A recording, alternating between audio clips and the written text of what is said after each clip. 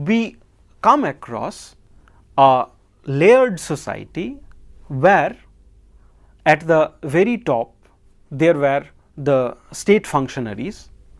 They had the right, or they could dispose of their soil or part of their income from the soil. Then there was a group of intermediaries that was growing up, particularly in the form of the Vidya-mitra or the landowners, the Vellalas, or the very substantial agriculturists that were growing up, a stratum that was growing up, and beneath there were the peasants.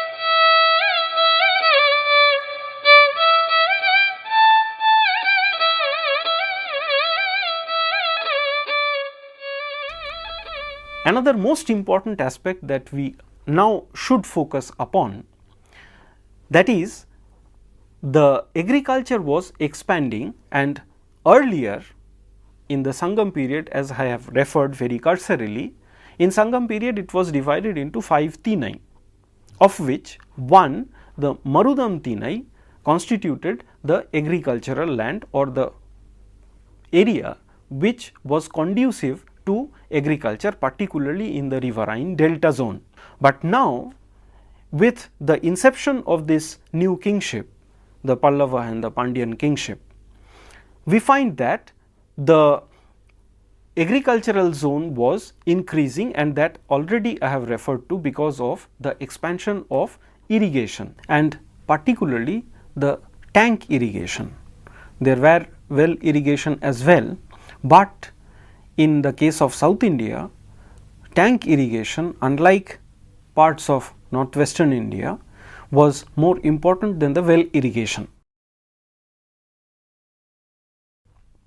The tanks basically are a very good rainwater harvesting system, though sometimes in many cases in South India, particularly the larger lakes are sometimes fed with the river water as well, brought from the canals dug, but in most of the cases it is the rainwater harvesting. And nowadays lot amount of research is being done on the tank irrigation in South India. The tanks, they were dug, constructed particularly in the favorable zones where the water was passing through a gorge or was getting collected in a particular place. Bunds were built so that the water, either the rainwater or the river water, could be impounded into, and this created huge lakes which were then used for different purposes, of which irrigation was one among the many purposes that the tanks were built. Some of these tanks, they are still existing, which were constructed during the period of the Pallava or the Pandyan kingdom. Some of them, they still exist. For instance, the Mahendra Tadag, which was constructed in Mahendravadi, now falling in the Kanchipuram district, or the famous Vairamegha Tadag, which was constructed in the famous Brahmadeya in Uttiramerur or Uttaramerur, which also falls in the Kanchipuram district. Earlier it was in the Chengalpet district, or Kaveri Pakkam, which was constructed during the time of Nandi Tellarar in the Nandi Pottarayar, that is Nandi Varman the third, the Pallava king. These tanks, they are very simple devices, but they are fragile in its nature. That means constant supervision should be done to keep these devices or the water bodies in a good working condition, and this was done sometimes by the state intervention, but most of the cases this was done by the community, local community, and here the village assemblies took a very significant role. One, that is the construction, conservation and continuous management of the water body should be done, that is dredging should be done, so that the desiltation is taking place very regularly, so that the water body remains in a good shape. The most important thing is the sharing of this water, particularly among the farmers, because this could lead into very serious disputes, sometimes leading into bloodshed. So, the village assemblies took a very significant role in this case. The Pallava inscriptions have references, particularly in the later period, have references to Eri Variya Perumakkal, those people entrusted from the village assembly to look after these water bodies, and land was also allocated, particularly known as Eripatti. The income from this land, the produce of this land being sold, and the income from this land going into the preservation, conservation of these water bodies, and these things, sometimes land was being granted either by the private persons or sometimes by the village assemblies themselves for upkeep of these tanks, and a tank committee was looking after the income as well as its proper utilization. And where it was not land, but the donation was done, the endowment was given in the form of gold, pon, gold being this gold went into the coffers of that particular tank committee, who then utilized this fund. They invested this amount into the into some enterprise, and the interest that accrued from this investment was then utilized for the upkeep, that is sometimes dredging was done either thrice in a year or sometimes twice in a year, or even sometimes every month dredging was done as per the conditions during the time of endowment that has been given by the particular donor. So, this all led into a very notable management, water management system that was mainly controlled by the local bodies, local authorities. There was a very significant technological innovation, particularly the introduction of stone sluices. Either it was known as tumbu or kurungu, and these sluices actually maintained or controlled the water that flew from the tank into the channels, or it also led the overflow of the water, particularly during the incessant rain or when the river was very full. It led into the excess water to flow out, so that the bunds do not get destroyed, and this was a very important, a very significant innovation. Apart from that, channels were being dug, and they were known by different names, particularly Arukal.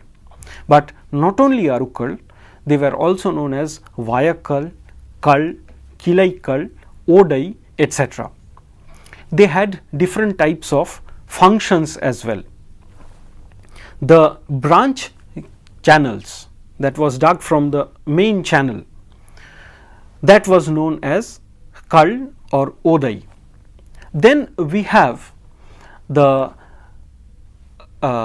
inundation channels being cut, so that the river, when being over flooded, the excess water can flow from through these channels into the adjoining fields. We find particularly in a case of Brahmadeya, which is known as Ekadhira Mangalam, that the inundation channels played a significant role in watering the adjacent agricultural fields. Then we have Urukal, that is the spring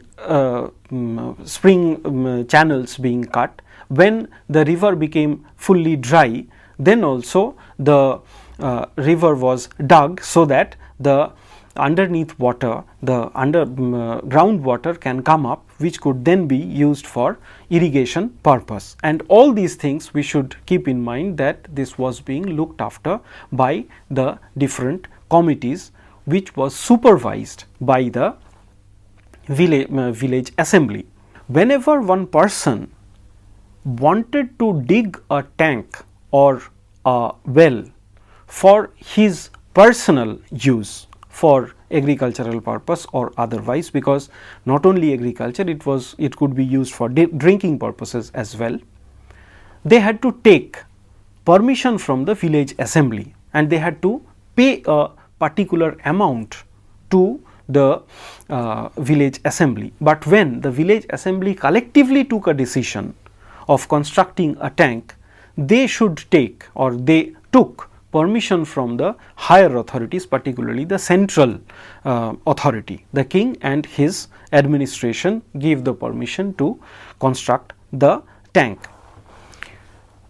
Among the pariharas, that is the exemptions or list of the tax exemptions that we find in the inscriptions, particularly meant for the donis, who religious functionaries who got land from the king, we find a term nervayam, that is, the king could impose fine on the excess water being consumed by a particular person. King generally imposed a kind of fine on that, and this actually went into the coffers, and in this case parihara, this tax would then not go into the coffers of the king, but go either to the doni, or if it is a tax free land, the tax is altogether exempted.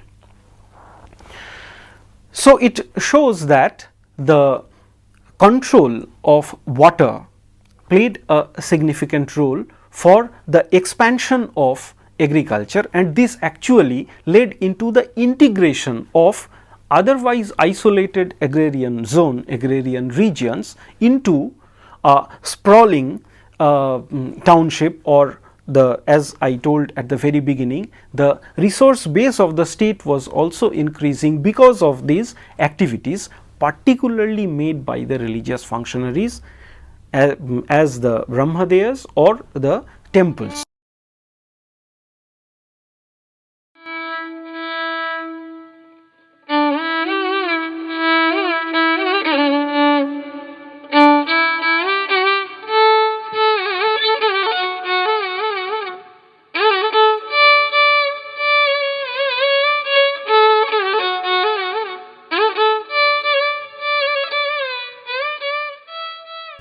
An idea about the artisanal production can be gathered again from the pariharas, that is the list of the tax exemptions, where name of different types of activities and the tax imposed upon them, particularly the ironmongers or the salt makers, salt pan owners, they all had to pay certain kind of taxes, and from these list of taxes we can have an idea about what kind of artisanal productions were taking place in the Pallava and the Pandyan country.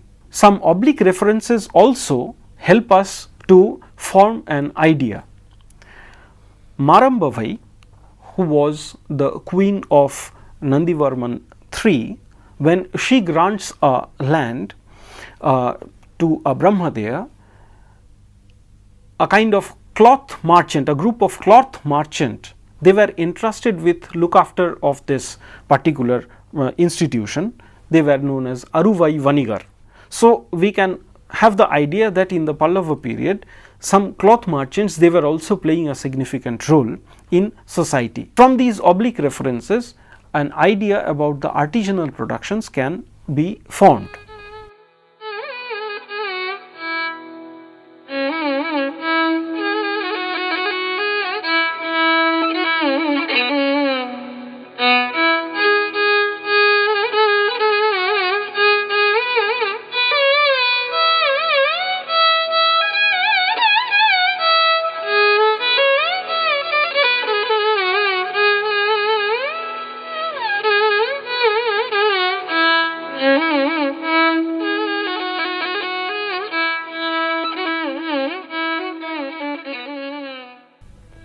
In the case of trade, we find that in North India in the same period, the main discussion is on the trade, decline of trade, the trade declining because of some external factors as well as some internal factors as well, and this actually strengthening the ideas of the inception of Indian feudalism. But in the South Indian case, the trade, a brisk trade went on even in this period from 600 to 1200. Though unlike in the Sangam context or the context of Sangam, where the Greek and the Roman traders were playing very significant role in trade activities, and huge amount of Roman coins have been unearthed because of the archaeological excavations. These activities were not there, but some guilds or traders organizations were coming into being, particularly from the late 7th and 8th century onwards, which continue up to the 14th century. Here we will refer to different organizations like the Ayavol Ainnuttruvar Tisai Airrattu Ainnuttruvar, a group which originates from Ayavol, which is also known as Ohichatro or Arjapur, situated in Karnataka, that is situated presently in Hungund Taluk in Bijapur district of Karnataka. There a group of 500, it is said, Swamis or Chaturvedis, Brahmins, coming together to form an association to control the trade. Actually, Kenneth Hall, a historian, he has opposed this view, but Mira Abraham has shown with sufficient amount of material that it was possibly the influential Brahmins or influential people coming together rather than some traders residing in the peripheral zone, as argued by Kenneth Hall. Mira Abraham is arguing that it is basically some very influential people coming together to control the local trade, and this actually results in the origin of this very important guild or organization, as said by Champakalakshmi, that played a very significant role in trade from 8th century onwards, and it continues up to 14th century. Though it is said that this very important guild or organization originated in Ayavol, but later it became a very important supralocal organization, not just having Ayavol as its headquarters, but spread in different parts of South India and even overseas, because inscriptions have been found of this organization ranging from Sri Lanka to different countries in Southeast Asia, which shows the spread of their activities. Not only Ayavol, but other organizations like Manigramam and Anjuvanam also occur in the inscriptional evidences. A bit later from our period, that is from 600, strictly speaking from 600 to 900, but one can argue that the ground was being prepared in this period. Anjuvanam was a group of foreign merchants. In our period, it was possibly a group of Jewish merchants, which later became or denoted a group dominated by the Arab merchant. Whereas Manigramam, unlike Ayavol, which was spread on a huge expanse, it was confined in particular locations. So, these merchant organizations were coalescing, coming together and working for betterment of the both organizations. Ayavol not only was involved in trade, but it had a particular code of conduct known as Vananju Dharma, which made it very